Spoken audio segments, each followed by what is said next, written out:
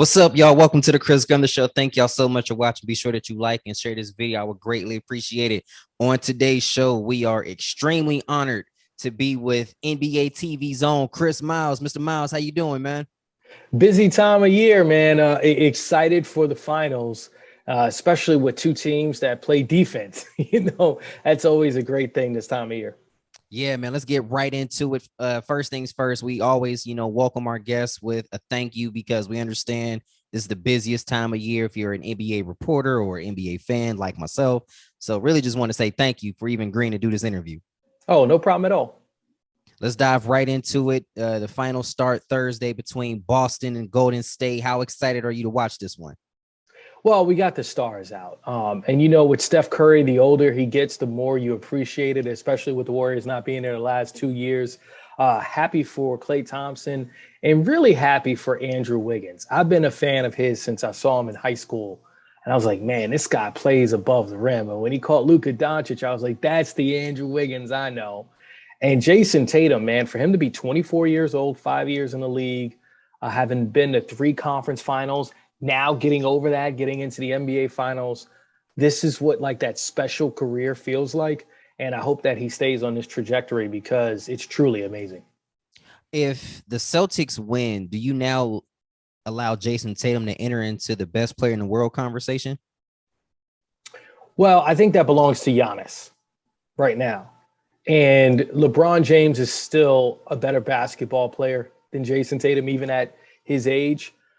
But I think he belongs in a conversation of can he be for the rest of his career? Like, will he ever be that? I think him, Luka, those are the two guys that I look at, in 3 to 4 years from now, should be the best players in the NBA.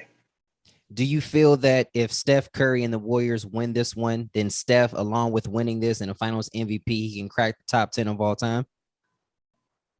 No, I now top 15, yes, right. So let me say that he's the greatest shooter of all time. But when I look at the top 10 guys, they all have multiple Finals MVPs, right?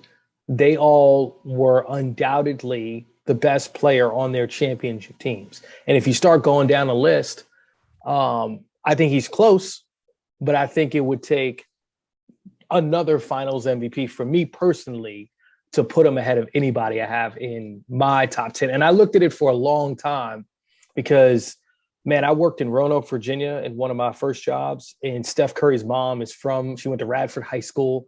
So I'm very partial to Steph Curry. I saw the rise when he was that nobody. Like I covered his brother Seth at Liberty University. So to see where he is now, I'm like, wow, like this guy that didn't get recruited by Virginia Tech, the team I'm covering, is in the discussion for top 10 all time. But I have him top 15, not top 10. Golden State has the vets, but Boston has the young Bulls. I'm picking Golden State in 7. What's your pick?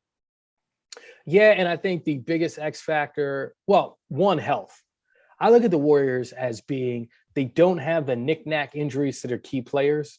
And the Celtics' best 2 defenders are the ones that I'm worried about the most. And Robert Williams, he missed games, had the knee soreness and was taken out. There's been a lot with his injuries, and there's not a lot of time for him to recover before game 1. And Marcus Smart had like 5 different injuries, right? Including the ankle. Yeah, and that ankle, I mean, when he went down, I was like, all right, he's done. And he's still played. But I guess my point is, for the Warriors, Gary Payton II is supposed to come back, but they got there without him. I think if Andrew Wiggins was the guy that was hurt, because he's going to be the primary defender on Jason Tatum. We saw what he did against Luka Doncic, but I think having Andrew Wiggins defensively to guard Tatum and the health of the Warriors, I think they win it in 5. In 5? Yeah, I think the Celtics get 1. Wow. Now that's a bold one. And the reason why I had to go 7 is because this Boston team is young. They're hungry. They're not just going to lie down. And I honestly thought that last series against Miami really showed the kind of character team that they do have, especially because, they could have just lied down several times, but they kept on pushing. They kept on fighting. And I honestly did pick Boston to beat them in 7. So it was kind of cool to see that. I'm just the kind of person, you got here for a reason. I got to respect it. Well, so 2 things. They've had back-to-back series go 7 games, which is a lot. a lot of wear and tear, a lot of intense basketball, right? So I look at it as, well, they're going into it tired and beat up. That's the first part. The second part is watching the lulls that they had against Miami. Like Miami would go on 11-0 run and a 12-0 run to get back in the game when they looked like they were down and out. Well, for the Warriors, that's a 22-0 run. I mean, you let them get their rhythm while you can't hit a shot, they explode. So I think those explosions are bound to happen in this series. And when the Warriors do it, I think they break the game wide open. The only thing that concerns me about Golden State, though, Chris, is the fact that they will have a stretch where they're on a drought. And because in that series against Dallas, they had, I think it was like a 3-minute stretch. They didn't even make a single bucket. Take it back to the finals in 2016. In game 7, they had a whole drought where they didn't make, nobody can make a shot, honestly. But then, something clicked. So that's the only thing that really does concern me about the offense side of Golden State. Yeah, I think those things are true in this sense. In 2016, they were more dependent on a three-point shot. And I think what we've seen in this playoffs is that they have guys that get to the bucket. And even Steph and Clay are not as reliant on a three-point shot. But though that's just what I see going into it. You could be right. It could be 7 games. In that way, I would still say the Warriors in 7. Oh, yeah. Same here. And, I got to root for Steph Curry simply because he's a light-skinned brother like me that got a jumper. I got to give my man Steph all that credit. Just saying. So, what made you decide to go into sports broadcasting? Well, I played basketball, and I wanted to get in on the business side. So I interned at the NBA offices at ESPN. And I realized, on the business side, you don't get to go to games. You're not watching the games. You're dealing with sponsorships. And it's not really about the sports aspect. It truly is just a business with sports as a background. And I hated it. I hated the corporate sponsorship side of it, whether it was with, Sprite and taking press clippings and all those things. Like, it just was not for me. And I dealt directly with David Stern. I brought press clippings to him every day. Mm-hmm. And I realized I watched the least amount of basketball I ever watched in my entire life. While working for the NBA, I went to the least amount of basketball events while working for the NBA. So it's like, I want to do something different. So I met Stan Verrett, who, as you know, is still an anchor at ESPN. Mm-hmm. And he took me under his wing, was like, okay, these are the things you need to do. And I've been doing it since 20 years. Man, 20 years in this business is something that not a lot of people can say, especially those of us of color. How blessed are you to say that, I've been doing this for 20 years and I've been having a great success doing it? Well, the craziest part is the first 10 years, it was just trying to stay employed. I mean, it wasn't about, where can I go to next or success? It was like, hey, I need to keep a job. So I worked in Bluefield, West Virginia, Roanoke, Virginia, Columbus, Ohio. And then when I moved to Washington, D.C., New Orleans, I left that out. When I moved to Washington, D.C., I kind of felt like, now, I'm doing pre and post for the Washington Wizards and I'm working at NBC4 when I'm not doing that. Yeah, I'm on a good trajectory. But that was about 10 to 12 years of just trying to keep a job wherever there was an opportunity and taking it. When did it hit you that you were slowly starting to move up? And what was your moment that you said, I can really do this? My first week working in New Orleans. I covered the New Orleans Saints. They were fresh off a Super Bowl. And I went to Green Bay for the opening game of the season. So this is, Super Bowl champs versus Aaron Rodgers. And our pregame show was 3.5 hours. And I nailed it. I knew, like when you're doing something like crossover, jump shot, behind the back, dime, got this. Oh, I know all about it. I knew it. So it was in that moment that I'm like, I can do anything in this business, like whatever opportunities presented. So that was 11 years ago that I really felt, my first live shot was garbage. It happens. I remember fumbling all over the place, being overconfident. And my first, year or two of anchoring, I just remember trying to be too funny and just looking like, what was that joke, man? Like, everybody does it where they try to rap a little bit. And I'm like, yeah, this is kind of corny. Like, I got to do something that I want to do. And now, I found that rhythm. I found my stride.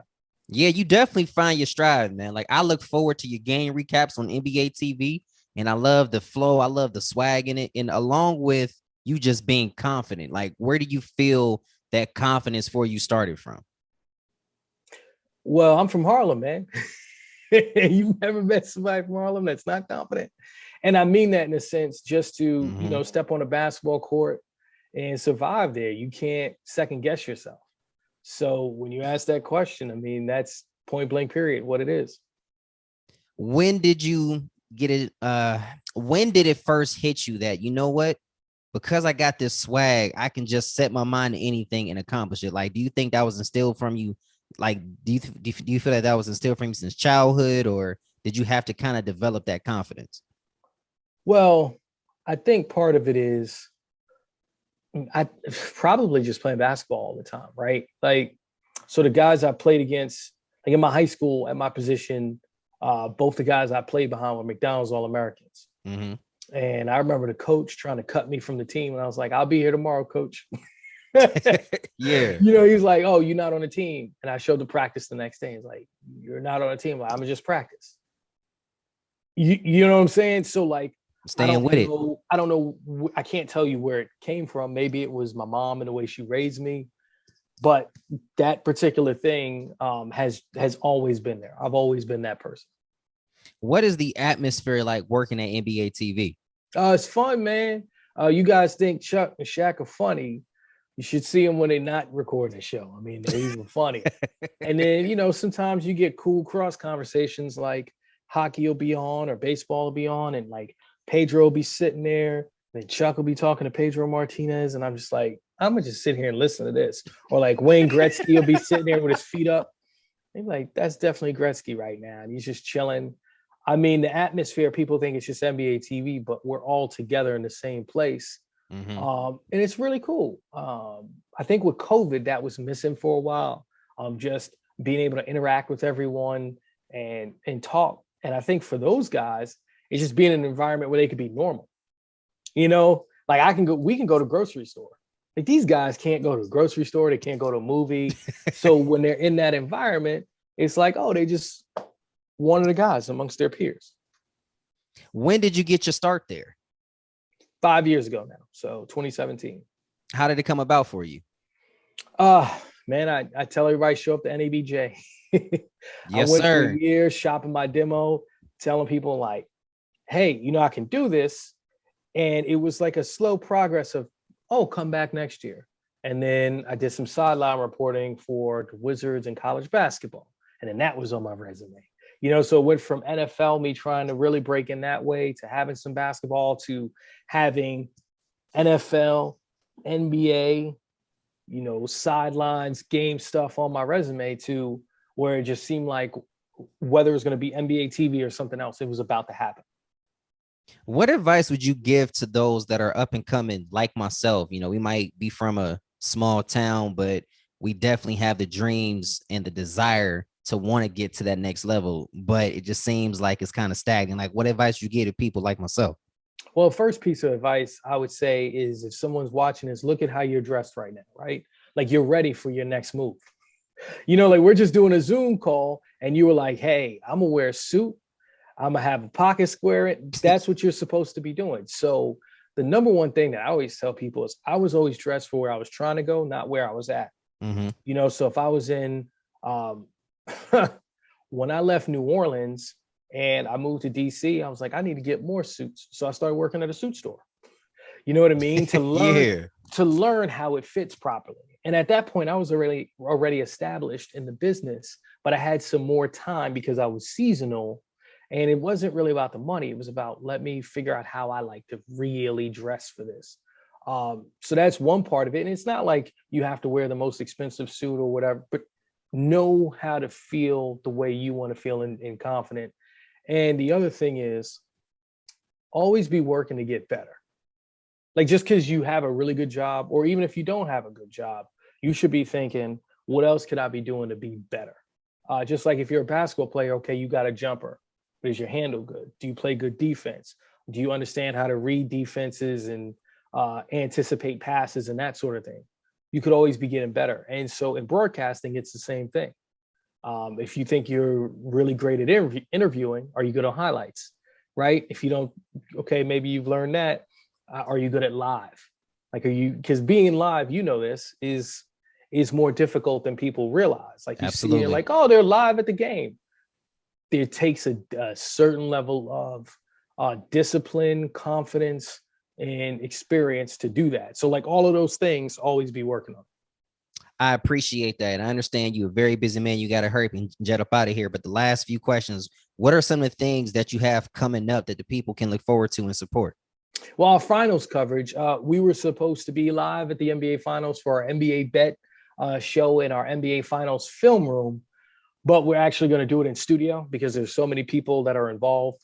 Mm-hmm. So before the NBA Finals, watch NBA TV at 6:30 before every game for NBA Bet. That's where we talk to our gambling experts. And then the day after the NBA Finals, we have Willie Green, coach of the Pelicans, Sam Mitchell, former NBA Coach of the Year, Jason Terry, former player in the league, now a coach in the G League. We have a whole bunch of Stan Van Gundy, Mm-hmm. different coaches breaking down the plays from the NBA Finals and really giving an in-depth look at what you might not have seen during the game. So it did really well last year, and I'm hoping we do a good job with it this year. So those are two shows for the NBA Finals to catch. Oh, I'm 100% sure it's gonna go smooth simply because we got Chris Miles on it. So there's nothing like you sitting at the table and breaking things down with the coaches and putting your input on it, which I think is very ironic and I think it's the coolest thing. One of the last questions I always ask my guests, two-part question. Number one, who would you like to see on the Chris Gunther show? And if you have any connect, could you help a young brother out? Man, if I had to put somebody on the spot, I would say Isaiah Thomas. I'd love Yes, to see you sir. interview him. Um, the original Isaiah Thomas. The Zeke. See, I'm Yeah. only 27, but I was raised on Zeke highlights. My favorite one is when he dropped 25 in the fourth quarter of the finals. And I met him at All-Star Weekend. I chopped it up with him. So, Mr. Thomas, if you're watching this, a young brother would love to talk to you just for like a couple minutes because I understand that you're a very busy guy. You'll send this to me. I'll send it to him and we'll try to make it happen. And I was trying to think of a good sportscaster. My guy, Chris Williamson. Yes, That's a sir. young guy in New York. So I don't know if you've interviewed him yet, but we can make that happen too. I would love to make it happen. If anybody wanted to follow you on social media, how can they do that? Uh, it's funny. I got to look it up myself.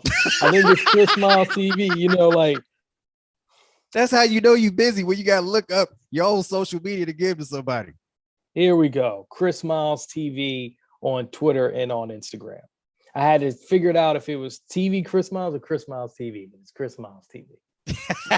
I got it, man. Hey, I thank you so much for your time today. Ladies and gentlemen, the one, the only Chris Miles. Be sure y'all tune in this week, NBA TV at 6:30. Catch my mans out for the pregame of the NBA Finals. Thank y'all for watching. I'll see y'all next time.